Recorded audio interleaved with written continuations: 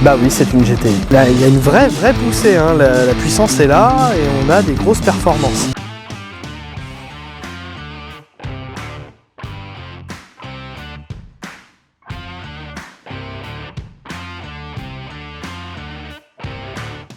Bonjour à tous, aujourd'hui je vous présente une voiture dont on pourrait dire que c'est une voiture de papy, mais non. Ici c'est une version sportive, c'est la Citroën BX19 GTI.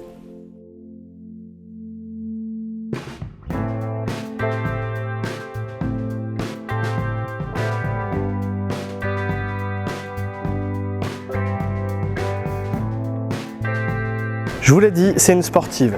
Et une sportive du début des années 80 dans la gamme PSA, bah oui, c'est une GTI.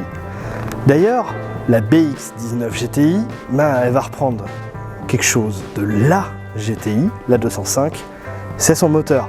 Mais attention, il y a deux moteurs sur les 205 GTI à l'époque, mais vous voyez bien qu'une BX est plus imposante qu'une 205. Du coup, on va prendre le moteur en version XU9 avec 1,9 litre de cylindrée et 130 chevaux de base, parce que là il va être légèrement dégonflé pour pas faire de l'ombre à la 205. Ça permet à l'auto de taper les 200 km/h quand même. On est loin d'une voiture de papy.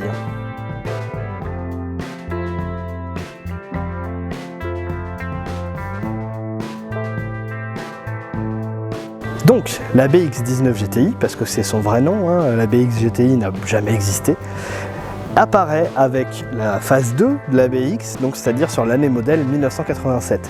C'est le haut de gamme de la BX, hein. On essaie de le montrer d'ailleurs avec une présentation spécifique, ce qu'on appelle le capot court. Vous voyez, il s'arrête un peu avant et il y a des aérations en dessous. Il est en fibre, le bouclier il est spécifique aussi, il intègre les anti-brouillards, on a des jantes alu qui sont spécifiques et puis comme sur une vraie sportive, on a un aileron à l'arrière. Tout ça, ça fait le haut de gamme de la BX, mais ça va pas trop durer.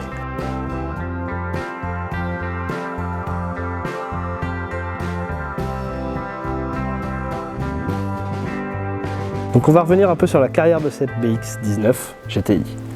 Quand je vous dis qu'elle n'a pas été la plus haut de gamme très longtemps, c'est parce que très vite on a amélioré encore la recette. On a adjoint à cette BX une version 4x4 en GTI, et on a aussi proposé une version plus péchue. C'était la BX 16 soupape, qui s'appelait au début GTI 16, avec le moteur de la GTI, mais une culasse de 205 T16. Là, il y avait 160 chevaux, on était carrément un cran au-dessus. L'aventure va se continuer jusque 92-93, c'est la dernière année où elles sont au catalogue, et puis après, elles tirent leur révérence avec la majorité des modèles BX, il ne reste plus que les breaks au catalogue. Allez, je vais faire un tour.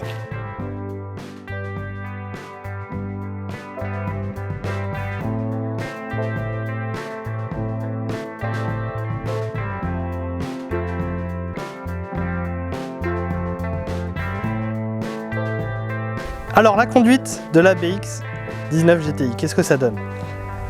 Eh ben, ça donne deux choses vraiment différentes. Déjà, c'est une voiture qui se conduit très facilement.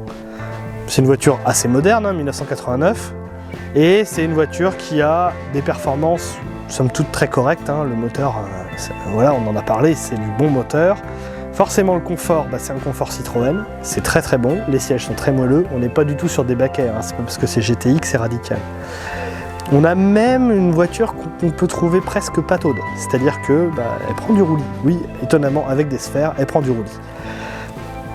Tout ça, ça fait une voiture qui est facile à conduire, à exploiter, on peut passer sur tous les dodanes, etc.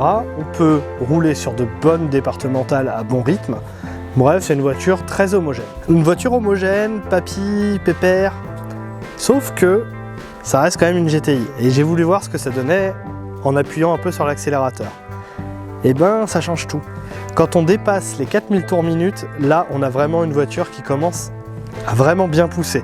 Là, il y a une vraie poussée, la puissance est là et on a des grosses performances.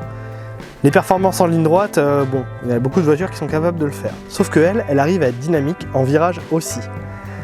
C'est là qu'elle est un peu bluffante, c'est-à-dire que le roulis qu'elle prend à 30 km/h dans un petit village, elle va prendre exactement le même à 90 km/h sur une départementale en appui à l'attaque.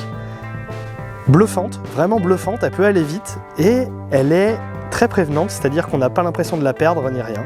C'est une très bonne voiture. Bref, si vous aimez la BX, je vous conseille cette BX 19 GTI. Et en attendant qu'elle soit vendue par Boisseau Pomez aux 48 heures, je vais refaire un tour.